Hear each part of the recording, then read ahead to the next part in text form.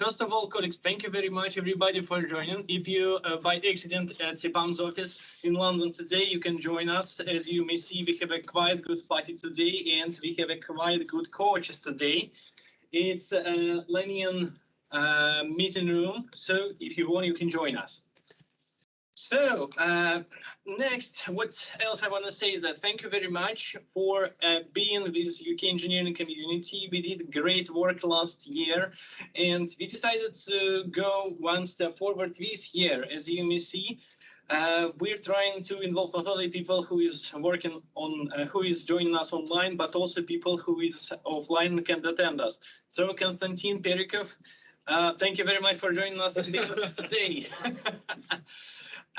As ordinary, do not forget to put your comments into the chat. We are following the chat. If you have any questions, we're happy to answer it. And as you may notice, we have a guest today. You have already attended a lot of events last year, and you have, I suppose you have seen me many times. But this time, I'm not alone. I'm with my colleague, Ruslan. Hey. Hey. Good morning, good afternoon, good evening, team. Yeah. So I suppose we may start because we have two talks today. First talk will be conducted by Ruslan and I, and the second talk will be conducted by our guest from Vilnius. It's Nikolai Karamach. So Nikolai, if you're here, just send us something. Hello, nice to meet you. Yeah, so thank you very much that you joined us. I suppose we may start, right? Why not? Why not? Yeah, let's start. And as ordinary, because we have a funny talk today, it's better to start with some disclaimer. Well, honestly, the idea of this talk belongs to Ruslan, and he wanted to talk about some funny things. So that today we decided to discuss design patterns and design anti-patterns. So. Yeah. And really important thing we want to mention that a lot of stuff we will discuss today, it's not just to use it, it's for start discussion and start talking about it. Yeah. Yeah, awesome. So, as ordinary, at the beginning of every talk, we're introducing ourselves. Ruslan, your picture is on the left-hand side, so would you mind starting then? Yeah, why not? The only one thing, as usual, I want to mention about me, about myself, is that I'm a Python zealot. And as you can see, I'm chief software engineer at EPAM. That's all, I believe. Really? So, and I suppose you're almost all familiar with me. So I'm Alex, chief engineer, and I'm writing Java. I'm speaking about Java. I am head of UK engineering community. So let's start with agenda as ordinary. And what else? I suppose all of you see these funny slides. We did our best in order to make the slides funny. And on the right-hand side of the slide, we have a new joiner. Wow, we have a new joiner, offline joiner, another one. Yeah, and on the right-hand side of the slide, you may see that we have funny pictures. You know, artificial intelligence is quite popular nowadays, so we asked Midjourney to generate pictures for us. Moreover, some text in the slides generated by ChatGPT. Yes, exactly. So this talk was partially built by artificial intelligence. Let's be honest. If AI can generate our voices, we will not present here. Yes, exactly. We're lazy developers. So on the right-hand side, you see the picture, and this is how artificial intelligence imagine the agenda. You had the opportunity to read it, everything which is on the left-hand side. We will start speaking about programming languages, pattern, anti-patterns, obviously microservices. We cannot avoid talking about it. Yeah, we wanted to discuss not only programming or architectural patterns, but also compare different points of views from programming language perspective. Alexander is from Java world, I am from Python world. Both of us working as backend engineers, so we are working in same area and facing with same problems and mostly using similar technologies to in our work, but sometimes our approaches are different. Yes, exactly, because, well, I know that it is not necessary to put even semicolons in Python, right? Yeah. How do you really write the code? Yeah, I will show you. No worries. Okay, yeah, okay, sure. So, if you were born in 1915, you may remember that at that moment computers were big, people were small, programming languages were complicated, and mostly these programming languages were focused on solving computer science problems, right? And assemblers and other low-level languages were the most popular languages. And the idea was quite simple. Computers were not so powerful in order to do, they did not have a lot of compute power. So that's in order to write an efficient software, you should focus not only on your business logic, but also on memory allocation, deallocation, garbage collection, referencing, loading, let's say some standard library from tape, right? Have you seen big computers? Yes, in museum. Yes, exactly, exactly. I've been to Manchester and I have seen one of the first computers. It is big. It's bloody big. Yeah, and in order to write software for that computers, there were a lot of programming languages, right? Yeah, and the main issue in programming languages from 50s and 60s is code is mostly solving computer science problem, not business domain problem. And if you're a developer from 50s, you write code, for example, you write program to calculate salary, and you most time you will think about not about deductions, taxes, holidays, and some kinds of business logic, but about memory addresses, pointers, outputs, floating point calculations. Of course, it's slow down development. And I believe that the first language which tried to solve this problem was Fortran. Yeah, exactly. But honestly, I have never written anything in Fortran, but what I see is basic. And you know, here in the museum, we have a quite ancient computer, maybe not so ancient as me, but we are of the same age, I suppose. It is Sinclair Spectrum, and it had a fantastic programming language, Basic 48. If you haven't seen it yet, you should definitely come to our London's office and see it. Yeah, here is the amazing museum with exactly. And the programs for that Basic was full of go-to operations. It was, on the one hand, it was quite complicated to write software for it, but it was really fun. Of course, time after time, programming language were improved, and we got more complicated languages which allowed to solve more complicated problems. And on the right-hand side, by the way, you can see a typical software engineer from Midjourney perspective. Yeah. So yeah, you see, you have beard, you have mustache. It's me. No, yes. I without glasses. It's you. Okay, yeah, that's more or less it's me. Yeah, I stole this picture from Wikipedia, and I tried to explain Fortran legacy when we started to talk about Fortran. Yeah, can you zoom? Yeah, sure. Thank you. Okay. As you can see, next slide. Speed coding was the first programming language. It's high level on top of assembler, and the main reason this language was created is for solving floating point operations. Yeah, then based on speed coding was developed Fortran, then Fortran 2 and Algol. And you know, Fortran 2 and Algol was languages which have to solve many kinds of problems. Next, here you can see that after about 10 years, 10 years, was released two similar versions. So Similar 67 was released in 1967 and introduced important objects, classes, inheritance, subclasses, virtual procedures, coroutines, and garbage collection. So it was in 1967.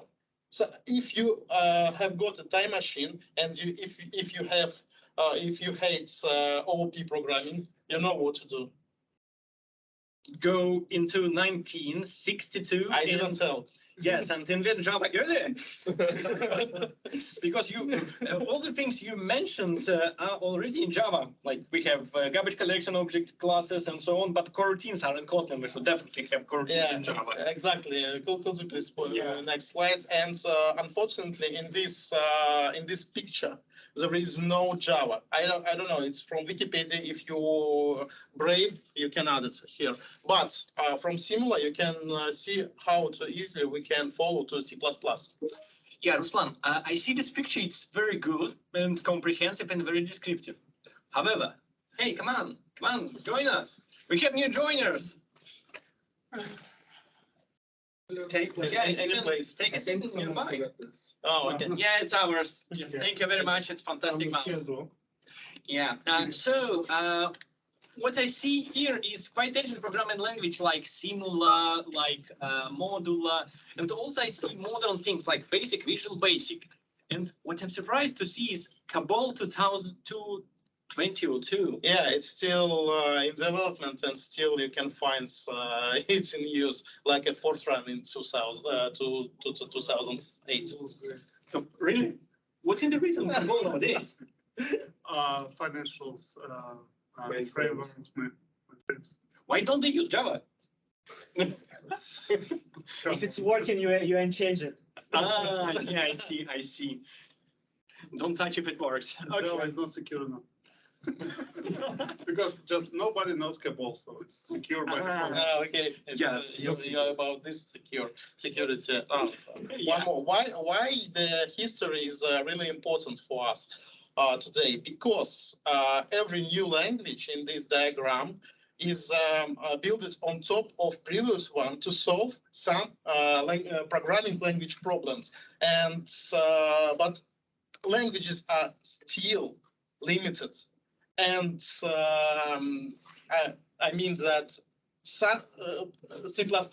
or Smalltalk limitations should be solved. Mm-hmm. And I believe that to solve these problems of these languages, design patterns was introduced. Yeah, so we need to take a step forward and start talking about design patterns. Yeah, so as soon as you start having object-oriented programming, you definitely will be asked on your interview about it.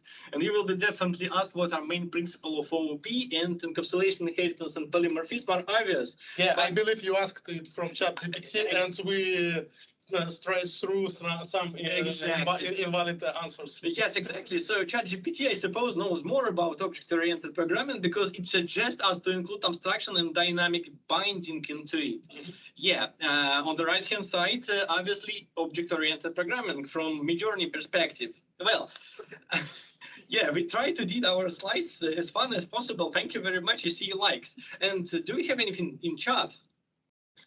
Let me check. Yeah, so please put one if you're still online with us.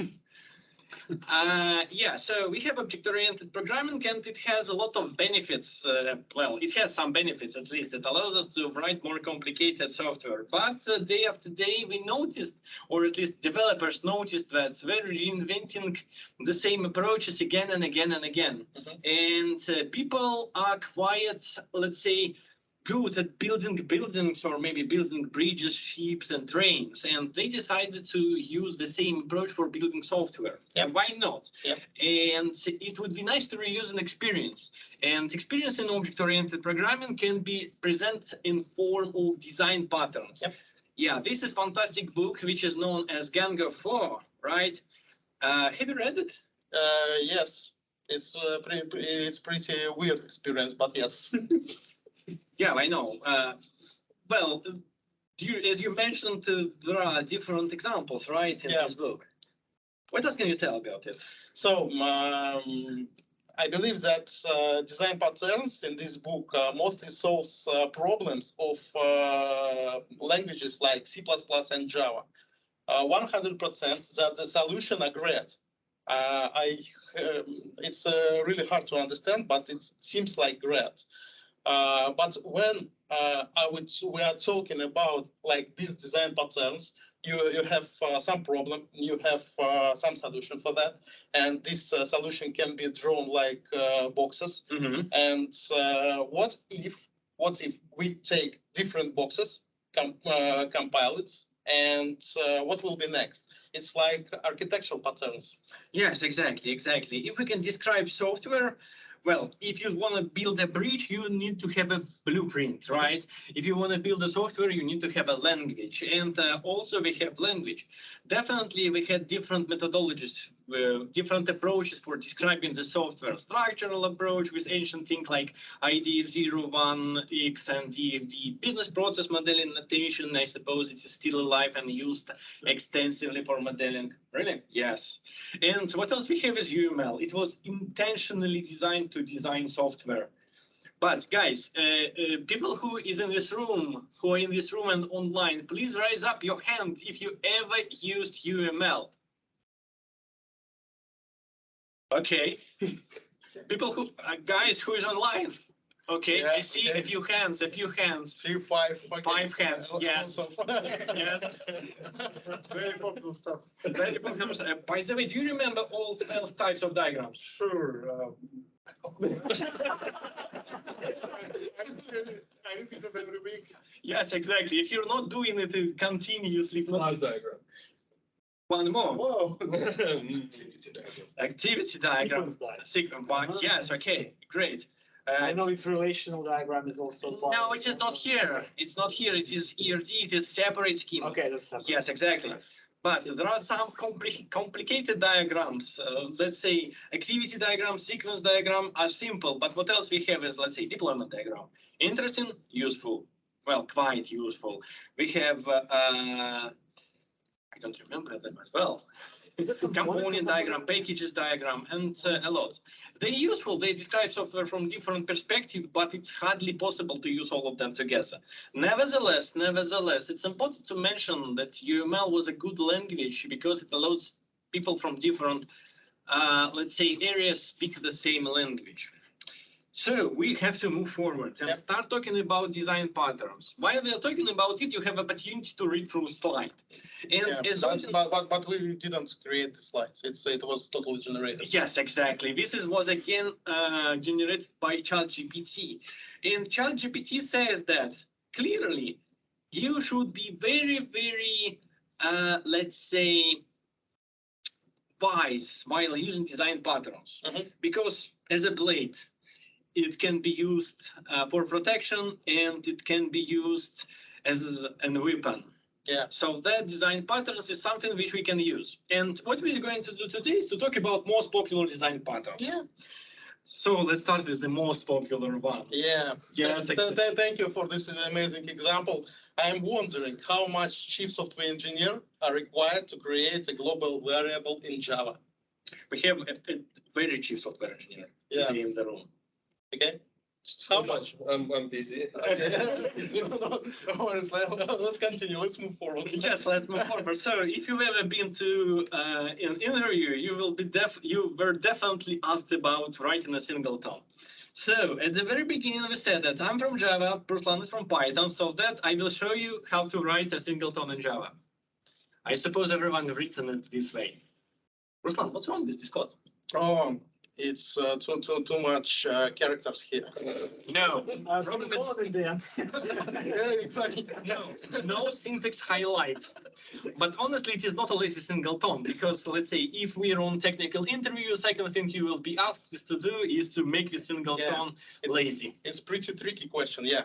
Yes, exactly.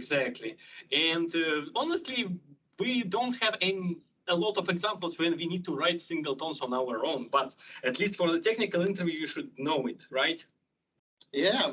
So this example have also some problems. Which one? I Even more believe characters. So Even more characters. exactly, it's first, but I believe that I know a little bit Java. I know that this singleton not safe. Yes, exactly. Yes, it is quite popular question. So I suppose everyone now knows how to write a proper singleton. But if you have ever been to talks of quite popular speaker about Spring, Evgeny Borisov said that singleton is not only a Java thing, but it is also a drink or wine. And nowadays, no one writes singletons like this. Yeah, no one writes singletons like this because we have modern framework which allows us to do this.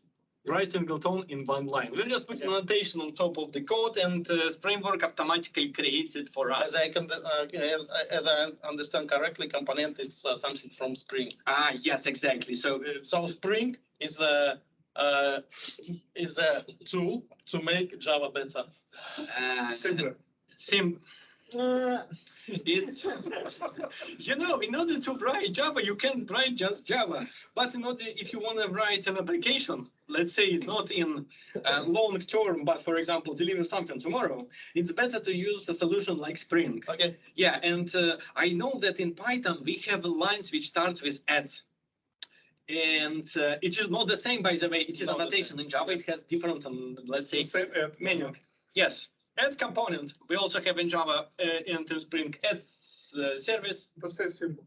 Yes, exactly. But the idea is the same, that we don't need to create singletons anymore. Mm-hmm. Yeah, this is singleton from Python. As you can see, singleton is not an issue in Python by design, so you can easily instantiate. Yes. Is it thread safe? This one, I will get this. I will up this discussion a little bit. Sure. And you can easily instantiate in any class, any object, any value in global namespace, and it's this object will be always the same. But if you are in thread safe, or if you are multi-threaded environment, you should think about what would you do with this instance in new thread. This one you will use the same instance. Yeah, it's thread safe, right? But if you want to copy, you need to add to some extra code to copy this instance in new thread. That's it. Yeah, awesome. I'm wondering, will this code compile? I do not see curly brackets. I do not see semicolons. There is some tabulation. Tabulation. For 4 spaces. 4 spaces. Yes. Yes. What if I use 3 spaces? You will go to hell. Directly? Yes. Or by reference.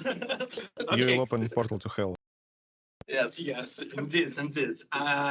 So Java is not one single programming language which can be executed on top of JVM. This is Kotlin. Yep. In Kotlin, singletons are provided out of the box, and we have a hand today. Wow, we have a hand. Would you mind unmuting yourself and asking the question? We're really welcome. As far as I understand, in Python, the previous code, like it's not. We can explore. Sorry, there should be remote somewhere here, but too many buttons. No, not here. It was. Can you please repeat your question, please? So as far as I understand, in Python, the singleton object will be created when program starts, and that's it. It's not like technically a singleton. No, it's not when program starts. When you load this module. So in multi-threaded environment, like if we change something, things might break. Yeah, you will change exact same object. If you need to copy this object, you need to add context variables. And you can use global variables in different threads, but it will be this variable will be only existing in one thread, in your current thread. It's context wars. Okay, thanks. Yeah, thank you very much, Alexander, for your question. I suppose we may move forward and. Is it a mistake? No. Where's the rest bit of the slide? If we're trying to compare different programming languages and singletons, so I believe that JavaScript will be the best one. Should we write compile software on JavaScript. Okay, yes. Okay. We need, how many hipsters do we need in order to do that? Four. Okay. How many new framework will they invent? For every single talk. Just for people for every single talk. Okay, a lot.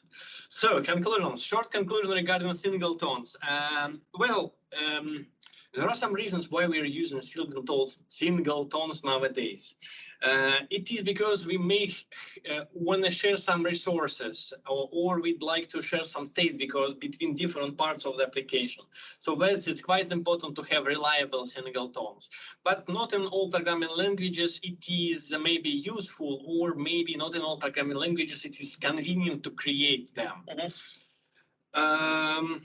For me, there is no difference between global variable and singleton. So singleton trying to solve some limitations of programming languages, as I already said.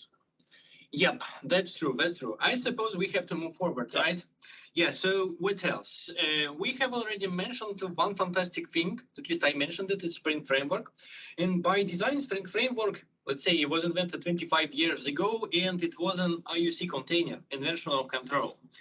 And I suppose the second most popular question during the technical interview is about Solid. Do you know who is Barbara Liskov? No. Why?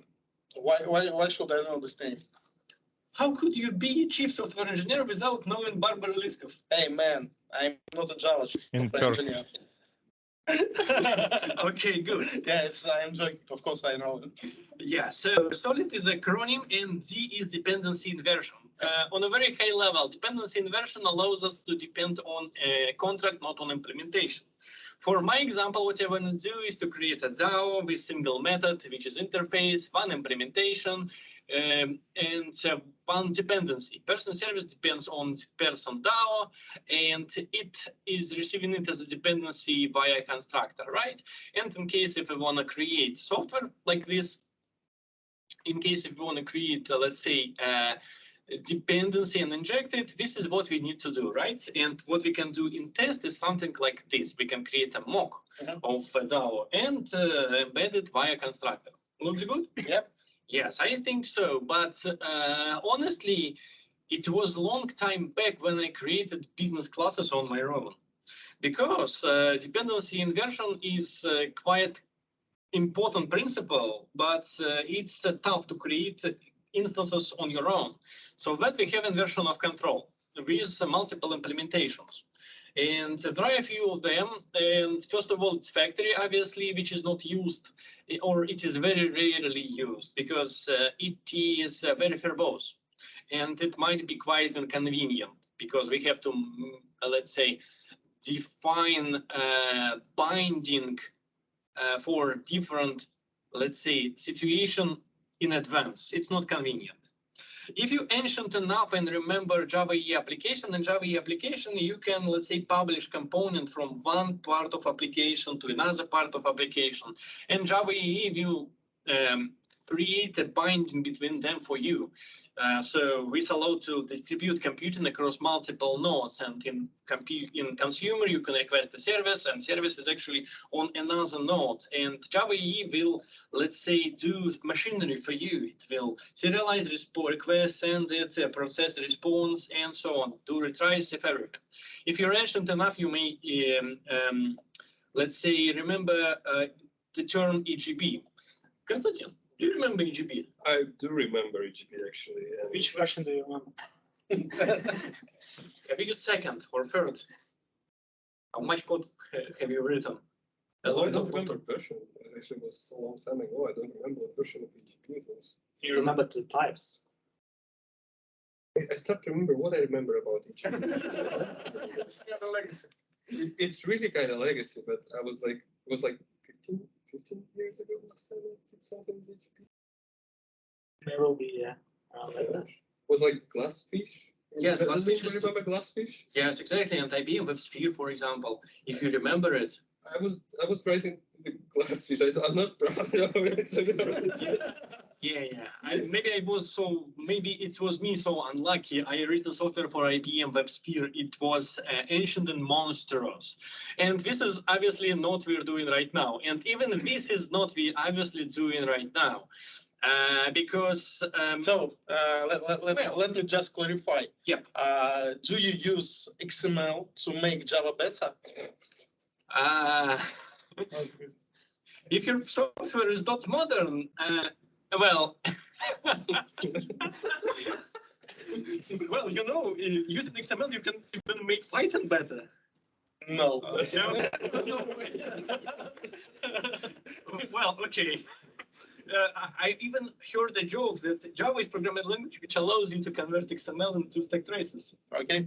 Yes. So yes, you can do Java better with XML, maybe. And in common, there is a maybe better way of implementing inversion of control. And what is inversion of control in common? In common, inversion of control is simple. You're just providing a receipt. How your application should be built, which components should be created, and a way they should bind together. So that, I suppose, this is maybe XML is the best representation of it, because here you explicitly declare all your components and binding and relationship between them. So if you're familiar with Spring Free, or maybe used it, let's say 20, maybe 10 years ago, because this is not what we're doing right now. This is how you can create your class using this design pattern. And as you may see, we're again going from left to the right when you have to write a lot of code to the moment when you have to write very small bit of code. And this is what we're doing nowadays. We're just putting annotation, and Spring does all for us. So I believe that Java is the best programming language, right? Okay, it's your choice.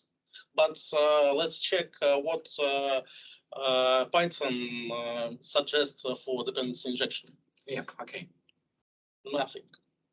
Nothing. Nothing. Yes. To be honest, I tried to find some examples in modern Python frameworks where is dependency injection makes sense.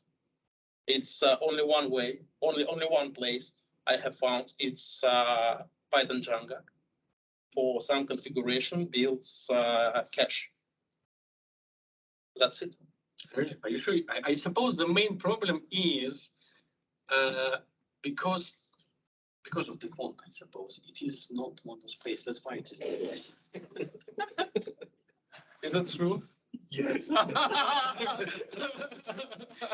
Okay, let's move forward. But I continued my homework, and I have found my favorite Python library, Python framework is FastAPI. Yes. But sorry, but I mean, like the dependency injection, right? Like your classical examples, like I don't know, like all these services injections, like clients injections. Like you don't need to do this in Python at all. Like yeah, we need it. But where client doesn't need to know if email is sent over IMAP or POP3. I don't know, like stupid example. Yeah, I tried. Of course, you are right. I tried to find existing solution in frameworks, and I have found, for example, in Django. Check, please. Here is what we will use as like cache. Which class we will use? Here is the example. Yeah, but it's for configuration, big application. But at the point of 2, let's check. It's FastAPI. And first line is inversion of control, because here we just registering our some endpoints and binding with some functions which must be executed when this endpoint is called. Yeah, and really we discussed a lot with Alexander with second line, and I believe that it's also dependency injection. Alexander is saying that it's not dependency injection because Alexander thinks that dependency injection is only when you have recite and configure application using this recite. But I believe that dependency injection is also when we have some types and items, and magically some data will be injected in our functions using exact type I provided here. Yeah, that's true. We even refer to the Wikipedia, and Wikipedia said that dependency injections is not only injection of components one into another, like DAO into the service, but this actually is also an example of dependency injection when, for example, parsing JSON and getting a parsed JSON body as a parameter. So I was really surprised, but Wikipedia said it is it. Mhm. So. So I believe that in Python we're also using dependency injection in modern frameworks. In the wrong way. In the wrong way. And welcome. Yeah, we have a hand. We have a hand. Please unmute yourself. Yeah, hi guys. How I know Python has only one framework, call it Django. First API, so this is not a Nice framework. try. It's a library. It's a library, first API, not a framework. If I'd like to start with Python, should I learn anything except Django? Yes. No, you should learn Fast API now. Exactly. Just don't touch Django at all. Why? Because First API, it's a library, not framework. The same Okay. reason why you don't That's need only to one choose a framework. Java. It's called Django. That's all. Okay, so we have only one framework, which is Django. All other things are just libraries. Yep. Do you know difference between them? Ruslan, you're expert in Python. I cannot hear right by you. Sorry. Sorry, was the question, what's the difference between library and framework? In Yep. Python. Yeah, I believe Not that only is for Python, for any object language. Sorry, you're breaking up. Can you please repeat that? We're doing our best not to hear you in the best. Okay, please let's explain me differences between framework and library. Why Django framework, Fast API not? I believe that somebody from our listeners provide this information that Django is framework and Fast API is library. But if you want, we would prepare another talk with difference. But to be honest, for me, it's pretty similar. But in framework, it's like framework tell you how to should write code, but library it's like something add-on to your code, helps you to write your own code. It's only my opinion. Thank you very much for your question. I suppose it's a good topic for discussion, maybe for the next talk. One more question. Yeah. First snippet. Yeah.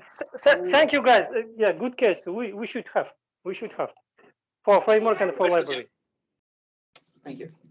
The first snippet, is it really the Python code, or is it just like a configuration file? It's Python code, but it's configuration file. But it's totally in Python. No, it's not consoles. Okay, so it's like a Django specific. No. It's Python code. Why not? Okay. It's dictionary, then key default, then dictionary, then key backend, right, then line, just a string. Right. Okay, so moving forward, it is 20 minutes before the next talk, and I suppose we're discussing all the questions straight away, so we have maybe around 15 minutes till the next talk. Move forward, yeah, we need to finally finish this topic regarding dependency injection and version and blah, blah, blah. So it's useful. Even if you not agree with it, if you don't agree with it, you should admit that it is useful because it allows you to build modular system.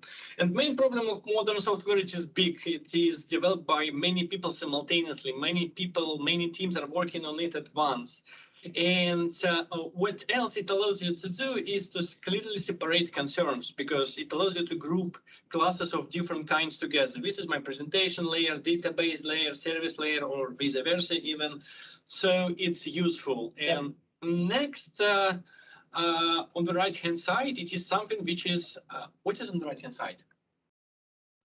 Something which is generated by our Midjourney by required design patterns in real life. It is design pattern, right?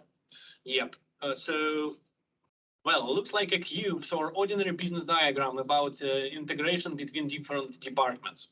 Moving forward, I suppose this is my favorite design pattern, or maybe anti-pattern. And the main question I have here, Ruslan, are we so afraid of SQL in order to have thing which is worse than SQL? Yeah, let's check it, because it's also not clear for me. Yes, exactly. If you're familiar with JPA, Java Persistent API, or Hibernate, in Java, this is what you need in order to describe a simple organization structure, right? It's my class person, which is entity, saved to the people table with identifier, first name, list of subordinates, and link to my manager. So in this case, you start thinking about, is it a relational database is good enough for storing hierarchical data? I know that your answer. Yes, but before doing that, what I want to stress and emphasize is that I have 4 lines here, 4 properties and 7 annotation. Yep. I already have more annotation than fields in my code, right? Right. And data is bind together. And when you, for example, obtain a person, you may not want to retrieve all the subordinates, right? Or maybe manager advance. So that we have to use a thing which is called fetch type. It can be lazy or eager, which means the moment when, let's say, related records will be retrieved from database. Simple, right? Yeah. But what if, in majority of scenarios, I need to extract a person one by one by ID, but in some scenarios, I need to extract people with subordinates in one go. Of course, JPA allows me to do that. And there is a fantastic thing which is called entity graph. See, I had 4 fields, and now, yes, Konstantin. Yes, I see, I understand that. I am already written more annotations than SQL I needed. If I want to retrieve my subordinates with their managers, it became even worse. Yes, so the main question, am I so afraid of SQL in order to write? Well, let's move forward and check. Yes, exactly, because it is not even the worst scenario. Yeah. Yes. It's just a preparation for worst scenario. Yes, exactly, because see, here if I want to obtain a person by manager, what can I do? I can write a query, and you may imagine that it is SQL, but it is not. It is JPQL, or in the worst case, HQL, right? Everything seems to be fine, right? I can obtain. But luckily, again, we have fantastic frameworks like Spring. And if I do not want to write SQL, what I can do, I can, let's say, write my methods in proper way. For example, I can use another DSL in order to make Spring build queries for me. Find all by manager. So equivalent code, but I don't need to write SQL again. I'm just thinking, am I so afraid of SQL? If I cannot express this in DSL, my query in DSL, I can put query annotation on top of a method. And it will allow me to, let's say, to do nothing, literally. Because it will not help me a lot, but it will make my life much more complicated. Really? Yes. Yes, exactly. That's why I'm thinking that this design pattern, ORM, it's used almost everywhere, but it is still so complicated. It is in more complicated software, it makes it much more complicated to write queries rather than writing SQL. I suppose you want to see even worse scenario. Yeah. Yes. Move forward. Yes, exactly. What if I'd like to write a query with condition, and condition is dynamic? If I were writing SQL, what I could do is just, let's say, concatenation of string. It's easy. Yes. But in JPA, I need to get entity manager. Entity manager, I need to ask to produce a criteria builder, create a criteria, add the criteria, and finally retrieve the record. So what this code is doing, it is just retrieving all the people with first name, which is equal to John Lewis. It is simple as SQL. So you see that in order to write a simple SQL, in order not to write SQL, I need to know even more. So the main question, does it worth it? You should answer. Well, yes, obviously there are many different libraries, and Hibernate is not only the single one. There is another library which is built on top of Hibernate.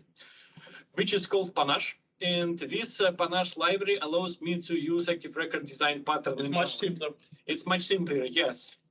But I suppose it also have some limitations, and I didn't manage to find a better way of dealing with it.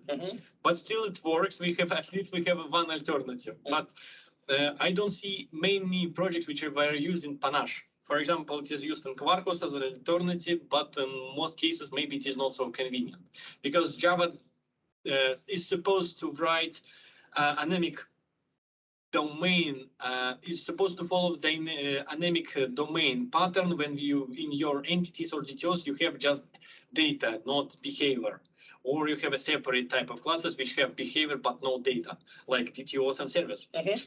Yeah, what do we have in Python? So I tried to solve exact same problem using most popular ORM is Django ORM. I know that it's should be we should avoid Django here, but if we compare something big, I should take something big from Python, and it's Django. And I tried to design in using Django ORM this hierarchical data you prepared. I designed exact same class, and then I tried to use this class and write using only Django ORM. Write queries to get hierarchical data from SQL, and it's I can't really I can't write in Django good optimal code to retrieve this data, but I went to pip. Pip, yes, PIP. It's it's package name. Yes. And I have found library called MPTT. This library is provided for Django ORM, and it's added functionality like nested set to our ORM. And then I can write, design this this class like that. And then I have got this method to work with tree. So does it really mean that using this library I can extract all the tree data in one go, let's say in one optimal query, and next manipulate it in memory? Exactly. And for my opinion, ORM are good if it's provided top level functionality. Not you shouldn't design your own data structures in database. For example, it's a good idea because, as I already said, hierarchical data in relational database is not pretty native, and nested set designed especially to solve relational database problems to get quickly receive some childs of childs and so on. Yeah, and you shouldn't write your own because you have forgot library like that. And then I tried, yeah, next slide. Then I wanted to show that another popular library is SQL Alchemy. It's like ORM, but as you can see, got a little difference. So you are writing SQL code, but in Python syntax. Well, we have something similar, it's like Juke, right? Yes. So we can have an abstraction over SQL language. Yeah. So it's not technically ORM because it's not object relational, but it's like still abstraction on top of the SQL Alchemy developers write in their website that SQL Alchemy is ORM. So who am I?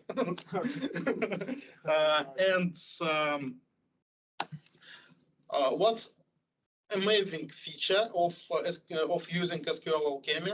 It's you can generate, for example, using Alembic migrations. So you don't need to manage your database. You still have to, but you have good CLI tool to generate code and to run your migrations on database, to update table, to remove alter table, to remove some columns from table, and so on. Yeah. That's really good that Java have tools like flybase and libnbase, which allows to describe database schema in XML. XML is in my heart.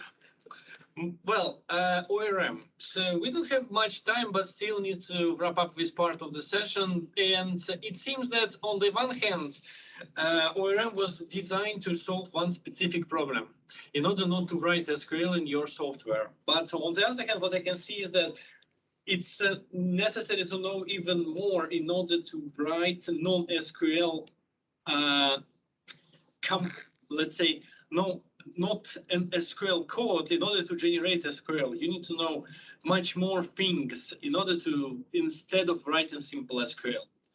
So what's time? Just a few minutes left, I suppose, right?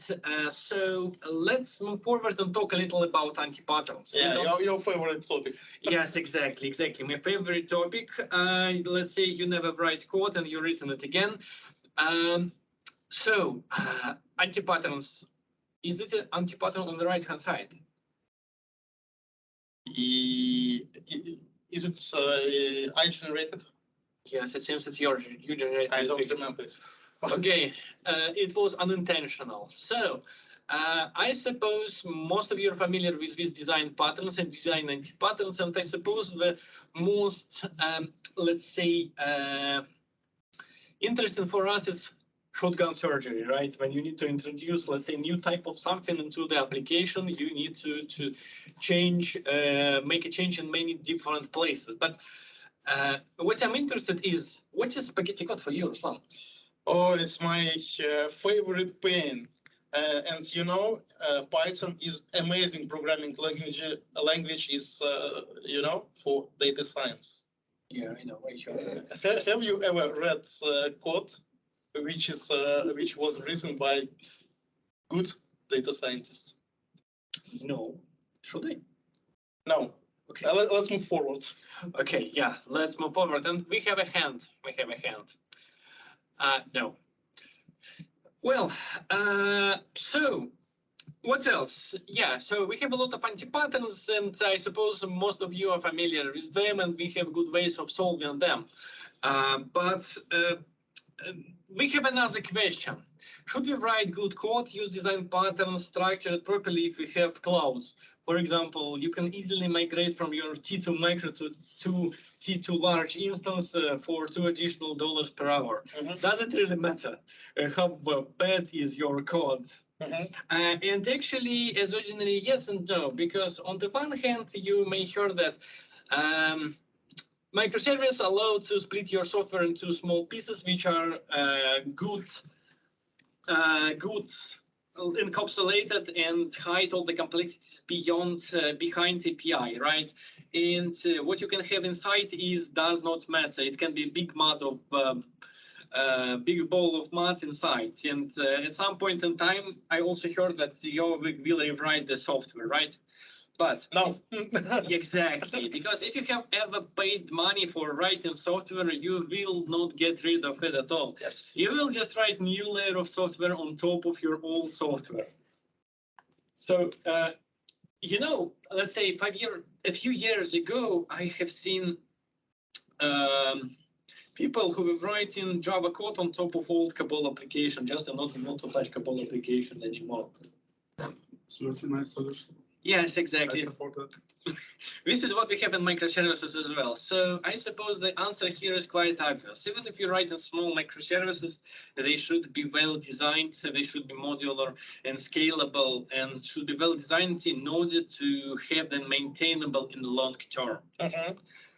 Usually, when users came with the idea, let's rewrite our monolithic application into microservices, you have the same problem which you have in monolithic application in microservices, but also you have problems with distribution system. Exactly. So if you think that microservices can solve all your problem and you can just write not really good software, that's not really true. We almost run out of time. Let's have some summary. It was a big talk, to be honest, a long talk, and we told a lot. And I suppose the main takeaway here is that you should think before doing anything, right? Yeah, and really important. This talk was prepared just for fun. We did entertainment, and please do not use our ideas in production. Never. Yep. Thank you very much, everybody, for joining. I suppose we should have 5 minutes break and next proceed to the next talk. Thank you very much. And on the right-hand side, by the way, you can see software engineer from steampunk world. It's good enough. Nice. So, Nikolai, are you still here with us? Have you felt asleep?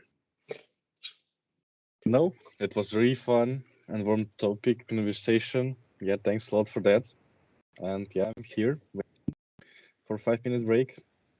Yeah, let's have 5 minutes break, and let's maybe not 5 minutes because it is a lot of time. It is 16:58 right now in London. Maybe we get back together in 2 minutes, and next start listening to Nikolai. Chad, are you still here with us? Just raise up your hand if you're happy with it. How many hands do we have? It should be twice more than people. What? You know, a person have 2 hands, right? Yes.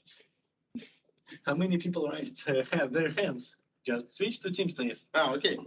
You're welcome. Yeah, so 6. yes, 6. Well, all other people, are you going to? Do you want to start right straight away? I'm sleeping. Or very sleeping? Are you sure? Okay. I am trying to read questions. Yeah, we have questions. What's up? Yeah. What's? And yeah, I will read it. Yes, Why please. not? I suppose we have at least one clone question. There are at least 3 ways to make a singles on Python. At least 3. Mm-hmm. Yeah. The only reason anyone is still using Java instead of Kotlin is an IntelliJ IDEA. But I believe IntelliJ IDEA is working great with Kotlin also. Of course. I think it's also worth mentioning that there are several advantages associated with using dependency injection in Python code. Complexity, performance, increased coupling, debugging, testing. Yeah, Pavel, you've wrote amazing comment. Yeah. Is it based on ChatGPT? Definitely. Directly. What is the cons of dependency injection? Yes, exactly. I noticed that ChatGPT is really good at answering questions like this, and sometimes it even invents something like a late binding to object-oriented programming. And abstract. But anyway, you should check it twice. Yes, exactly. And I suppose in some time we will have special software which will detect text which are generated by artificial software. Well, of course you could do that. For now, we have several sites that rephrase that reply from the ChatGPT.